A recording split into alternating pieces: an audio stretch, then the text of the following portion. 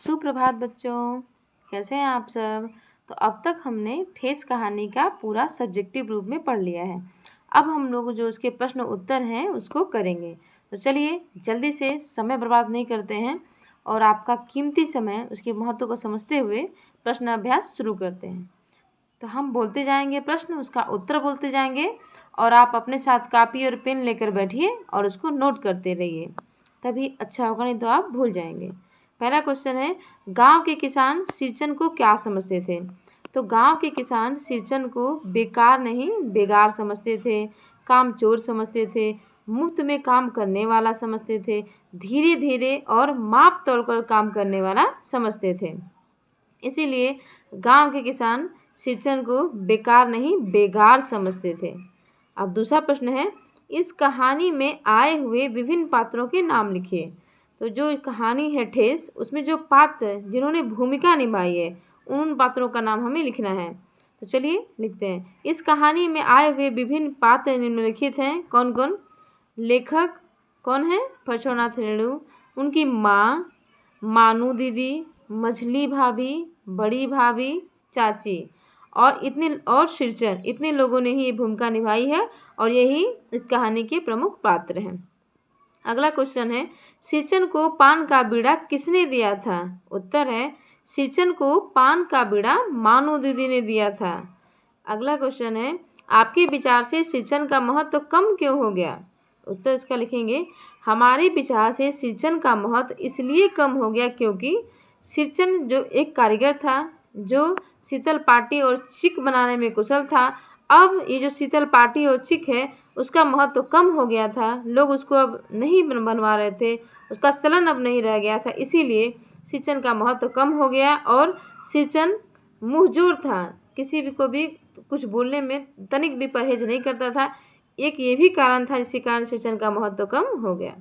अगला क्वेश्चन है, सिरचन चिक और शीतल पाटी ले जाकर मानू को देता है, इससे इसकी किस विशेषता का पता चलता है।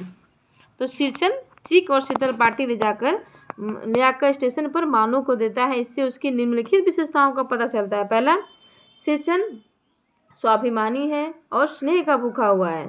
अगला है, सिरचन संवेदनशील है क्योंकि वो सोचता है कि यदि मानू दीदी ससुराल जा रही हैं, बिना शीतल पाटी और चिक के गई तो ससुराल में उन्हें अपमानित होना पड़ेगा, इसलिए वो क्या है, संवेदनशील। तीसरा है, वो सिरचन जो है अपने काम के प्रति बहुत ही तन्मय था, जब भी काम में बाधा आती है तो उसे गुस्सा आता है, इसलिए वो अपने काम के प्रति ईमानदार है, उसकी ईमानदारी का पता चलता है। अगला है, सिरचन जो है आत्मसम्मान वाला व्यक्ति है, वो किसी भी कीमत पर अपने आत्मसम्मान को गिराने वाला नहीं है। यदि काम करते वक्त किसी ने उसे बोल दिया तो वो उस काम को अधूरा छोड़ के अपने आत्मसम्मान के लिए चला जाता था। तो ये विशेषताएं रही सिरचन की। और अगली विशेषताएं है इसकी कि सिरचन जो है मानू और लेखक के घर से बहुत लगाव रखते थे और उनमें आत्मीय गुण थे। किसके अंतर्गत? सिरचन के अंतर्गत। सिरचन के अंतर्गत मानवीय गुण थे। इनकी कौन कौन सी विशेषताएं होंगी? पहला हो गया कि सिरचन संवेदनशील था, और दूसरा सिरचन आत्मसम्मान वाला व्यक्ति था, तीसरा वो स्नेह का भूखा था, और चौथा हुआ कि सिरचन जो है आत्मीय गुणों वाला था, और पांचवा वो संवेदनशील भी था। ठीक है, इतना काफ़ी है। अगला है प्रश्न नंबर 6, निम्नलिखित गद्यांशों को कहानी के अनुसार क्रमबद्ध रूप में सजाइए। तो आपको ये देखना है, क ख ग दिया हुआ है, इसको आप पढ़ेंगे और आपको ये बताना है कि कौन सी घटना पहले हुई। तो क में है, उस बार मेरी बहन छोटी बहन की विदाई होने वाली थी, ये बात पहले हुई। या ख, मुझे याद है मेरी माँ कभी सिरचन को बुलाने के लिए कहती तो मैं पहले ही पूछ लेता, क्या ये घटना पहले हुई। अगला है ग, मानू फुट फुट कर रो रही थी, मैं बंडल खोलकर देखने लगा, ऐसी कारीगरी क्या ये। तो देखिए, आप अभी कहानी इससे पहले वाली वीडियो में हम आपको पढ़ाए थे तो आपने देखा था कि सबसे पहले घटना कौन सी हुई, ख वाली। मुझे याद है मेरी माँ कभी सिरचन को, तो पहले आप इसको लिखेंगे ख वाले को। उसके बाद क वाली घटना हुई, उस बार मेरी छोटी बहन की विदाई थी। उसके बाद लास्ट में जब सिरचन स्टेशन पर जाता तब ये घटना हुई थी कि मानू फुट फुट कर रो रही थी और मैंने बंडल खोल कर देखा। तो आप उत्तर क्या लगाएंगे, पहले ख, फिर क, फिर ग, ये आपका सीक्वेंस होगा। क्वेश्चन नंबर 7, अब क्वेश्चन नंबर 7 की बात करते हैं। निम्नलिखित वाक्यों के सामने सही और गलत का निशान लगाएं। तो बताइएगा कौन सही है कौन गलत। सिरचन कामचोर था, क्या बात सही है? गलत, सिरचन कामचोर नहीं था। अगला क्वेश्चन, सिरचन अपने काम में दक्ष था, सही है कि सिरचन अपने काम में दक्ष था। सिंचन बात करने में भी कारीगर था। जी हाँ, सिंचन बात करने में भी कारीगर था, इसलिए ये वाला भी सही है। घ सिंचन वकील था, नहीं, सिंचन क्या था, जाति से कारीगर था।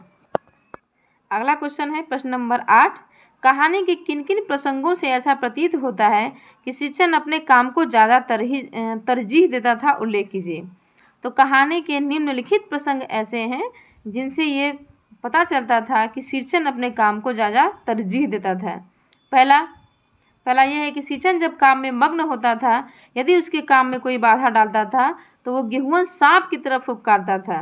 दूसरा, सिंचन काम करते वक्त अपनी शुद्ध बुद्ध खो देता था। उसका इस बात से पता चलता है जब सिंचन को कलेवा करने के लिए मानव के घर पर चूरा और गुड़ दिया जाता है तो सिंचन काम में मस्त रहता है और चूरा और गुड़ की तरफ ध्यान नहीं देता है, और काम करते वक्त सिंचन की जीभ जो है थोड़ा आगे निकल जाती थी। इन सभी प्रसंगों से हमें ये पता चलता है कि सिंचन जो है अपने काम को ज़्यादा महत्व देता था। एक प्रसंग और है, जब वो शीतल पाटी ले जाकर मनु को देता है। यदि वो काम के लिए, पैसे के लिए काम करता तो बाद में वो शीतल पाटी और चिक ले जाकर मानू को नहीं देता, लेकिन वो अपने सम्मान, अपने काम को तरजीह देने के लिए करता था, इसलिए वो शीतल पाटी ले जाकर मानू को देता है। अगला प्रश्न है प्रश्न नंबर 9। इस कहानी में कौन सा पात्र आपको सबसे अच्छा लगा और क्यों? तो इस कहानी में हमें सबसे अच्छा पात्र सिंचन लगा, क्योंकि उसके अंदर निम्नलिखित गुण हैं। पहला, मानवीय गुण है। एक मानव में मतलब संवेदनशीलता होनी चाहिए, वो उसके अंतर्गत है, तभी वो मानव के दुख को समझता है और उसके लिए शीतल पाटी और चिक ले जाकर स्टेशन पे देता है। दूसरा, उसके अंदर आत्मीय गुण है। अगर उसे आत्मीय गुण नहीं होते तो वो स्टेशन पर ले जाकर, उसको लगाव था मानव से, वो मानव को अपनी बेटी मानता था, तभी ले जाकर उसने चिक और शीतल पाटी मानव को दी। इससे उसके आत्मीय गुण का पता चलता है, इसलिए वो अच्छा है। अगला है, सिंचन के अंदर आत्मसम्मान की भावना थी। सिंचन को जब भी कोई उसके भले वो गरीब था, कुछ भी कह लें लोग उसको, लेकिन जब उसके आत्मसम्मान को ठेस पहुंचती थी तो वो उस जगह पे नहीं रहता था, काम को धीरे छोड़कर चला जाता था, फिर उस काम को कभी पूरा नहीं करता था। आज के लिए इतना ही, सारा प्रश्न हमने बना दिया। इसका पार्ट 2 भी हम जल्द ही लाएंगे, जिसके अंतर्गत हम इस जो कहानी है उसमें बीच बीच में जो क्वेश्चन बनने वाले हैं उन सभी पे बात करेंगे।